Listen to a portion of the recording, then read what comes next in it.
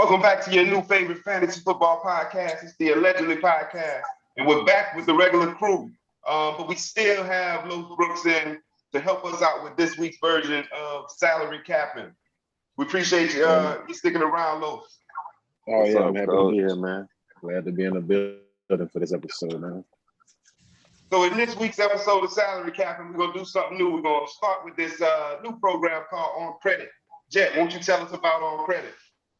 Okay, so On Credit is where we take a topic and we either approve or decline that topic. And it could be anything from players to teams to even coaches sometimes.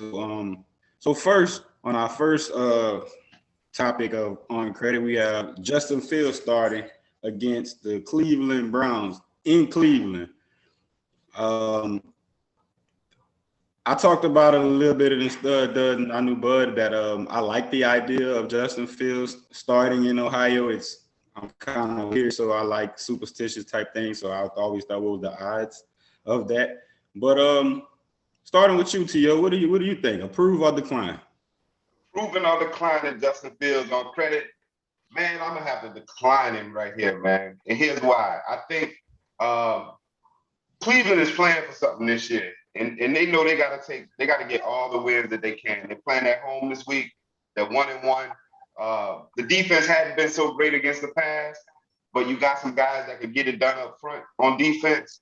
And I think with the youngsters starting on the road for the first time, with some guys that can really get after it up front, I think it's gonna cause him to not do as well as we think. So. I'm tempering, I'm backing my expectations on Justin Fields down on this first start. I think he's going to have a great career. I think he's very, very talented. But this first start in Cleveland on the road, I don't think it's going to be good for him. So I'm going to decline it. What you think, Los? What you think about this? You know me, Doc, and you know that I'm kind of, I'm in between, but I approve him being a starter because I think he's better than Andy Dalton. But for this week, I'm gonna have to follow you, and I'm gonna have to decline him being real productive. Because, like you said, I mean, he got sacked twice last week. When he got in, he threw a pick, and Myles Garrett wasn't on the other defensive line. Like with Myles Garrett coming at him all game, and I believe Cleveland will be they gonna run the ball. I don't think Chicago will be able to slow them down. It's just gonna be I don't think it's going to be good. I just think it's going to be a bad start for him to his career against this team on the road. So I'm going to decline that as well. What about you? What you got, Cal? I'm glad y'all two declined it because I'm approving it. I'm approving it. Yeah, I'm looking at it. I felt like from the beginning, Justin Fields should have been the starting quarterback. And yeah, he kind of had a bad showing when he came in last week. But I think in the preparation of a good week of practice, Cleveland not having much film on him, I think that can be a big key in this matchup. And I like the athlete. I like him being able to move and having the arm to go with that. So I'm approving it. So if you had to predict his production for his first NFL start, what you got? If I had to say his production, I would go with, I want to say he'd be about 22 for 27. I want to give him 275 passing yards. I'm going to go one touchdown on the passing, but I'm also going to give him 48 yards rushing and a rushing touchdown. It sounds like a pretty decent day. It's gonna be interesting, man. It's gonna be interesting. That takes us to our next topic on credit. All right, our next topic, I'm gonna go with Odell Beckham returning in his first, coming off AC, a big injury, but he's returning this week, and Jarvis is going to IR. I'm wondering, I think he's going to have a big game. What do you guys think? Are y'all accepting that or declining that in his first game back off of a big injury? Coach Tio, what you think? I'll kick us off. OBJ returning. I'm gonna accept this one all credit. Phenomenal talent. Not many other places to go with the ball this week, especially with Jarvis being hurt. Now they do run the ball. This is why I'm gonna accept it. They do run the ball, right? They establish the run. Man, we run a play action, get Odell behind somebody, touchdown. 30, 40-yard touchdown on a big play, right? That's going to get him into that 12, 15-point range. Without Jarvis being there, I think he's going to get a couple targets, man. So get him somewhere between 7 or 8 targets. He catches anywhere from 4 to 6 of those balls, and one of them being a touchdown. That makes out for a good day in the return. I think the only thing that'll stop him is, his conditioning, because you could be in shape, but once you step on the field, it becomes a different type of shape. So if his conditioning is there and he's ready to play, I think he puts up some big numbers in his return. I'm thinking somewhere between 15 and 20 he gonna get, and if it's a really good day, he might touch 25. What you think, Jay? What you think? You accepting or declining that? You got the credit for that one? Man, if you know me, you know I love OBJ. It's probably my favorite receiver in the league. But I don't like his quarterback.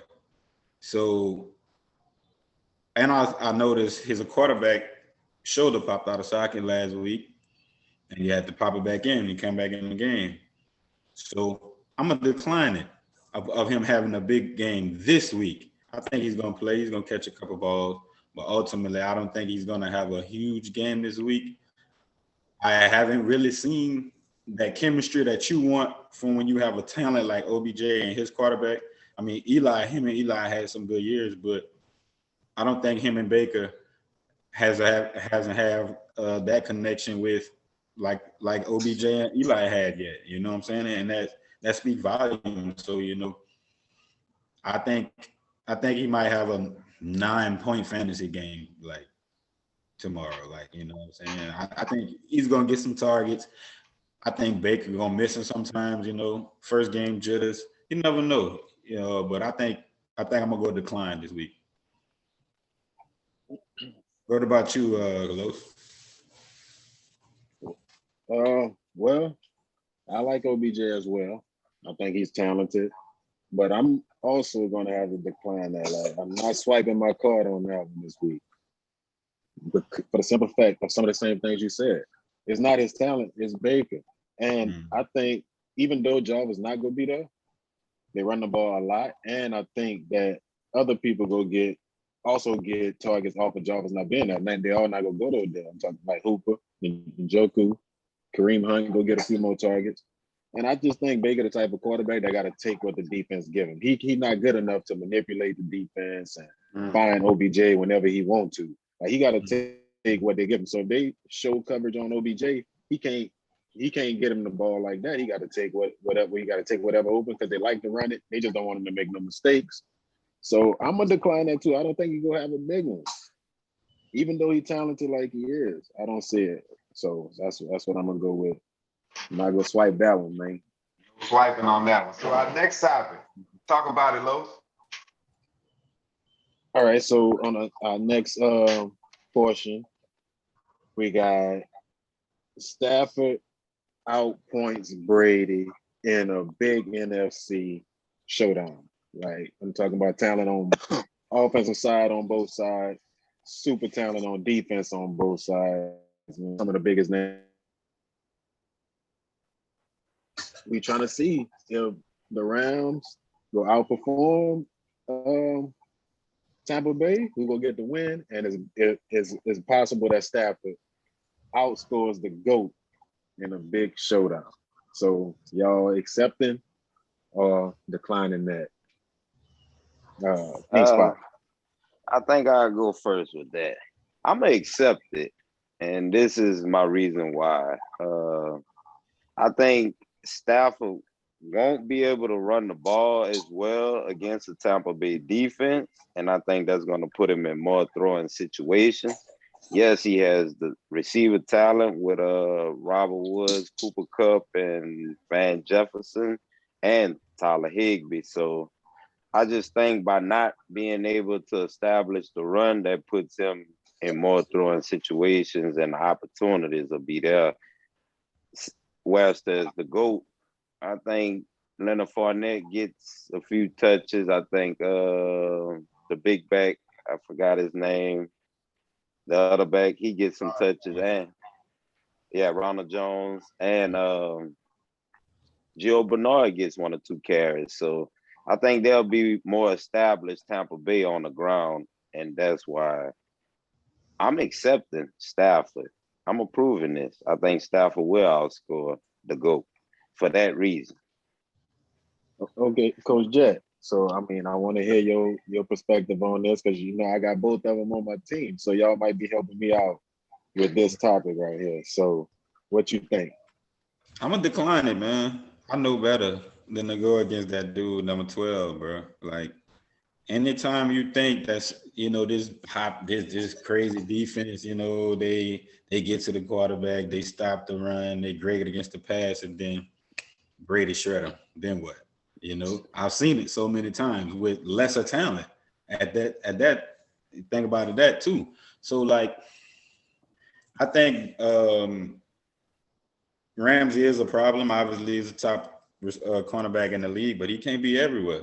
He can't be everywhere. Obviously, Aaron Donald is the best football player in the world, probably, and he can't be everywhere either.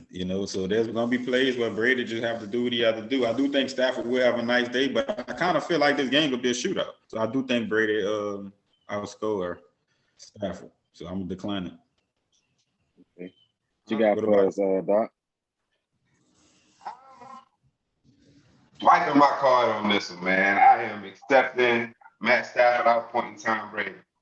In no way, shape, or form am I saying that Matt Stafford is currently better than Tom Brady or has ever been better than Tom Brady. I just think in this game, Matt Stafford outscores, and here's why.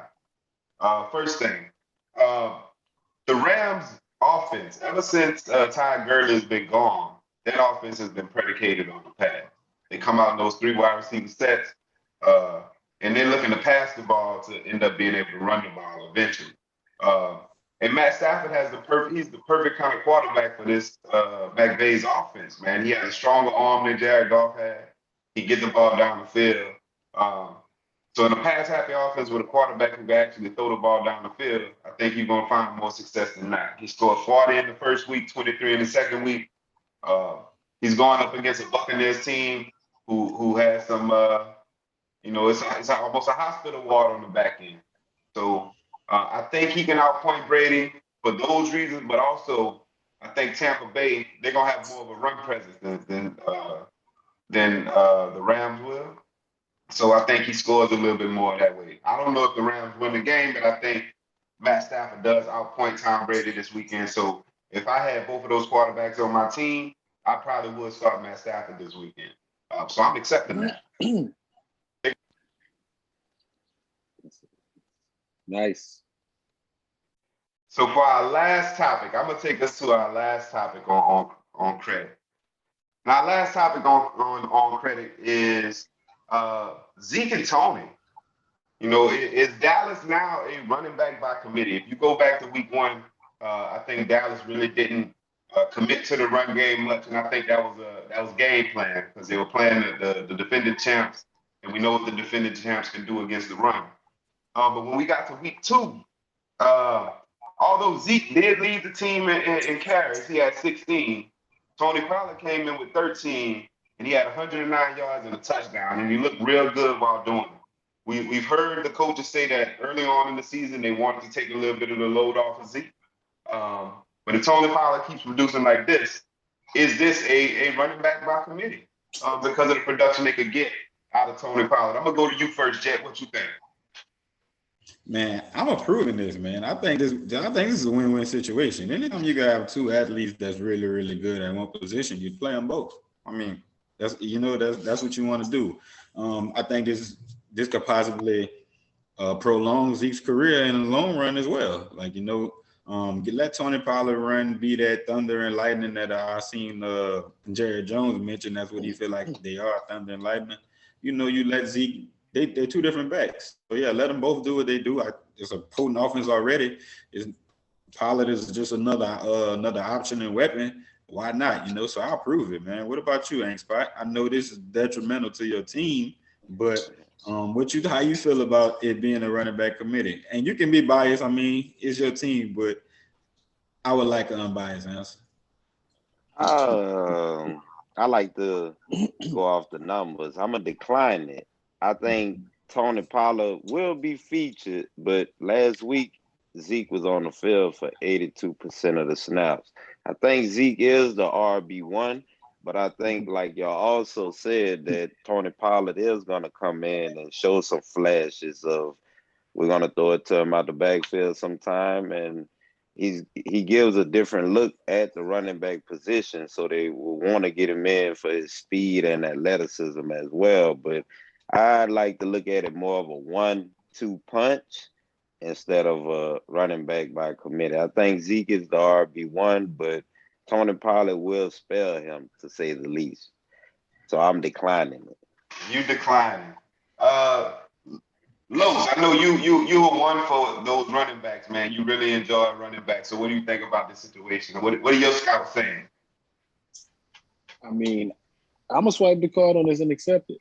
I mean, Ingspire, you just said it yourself that you think they're 1-2 punch. That's the definition of a committee.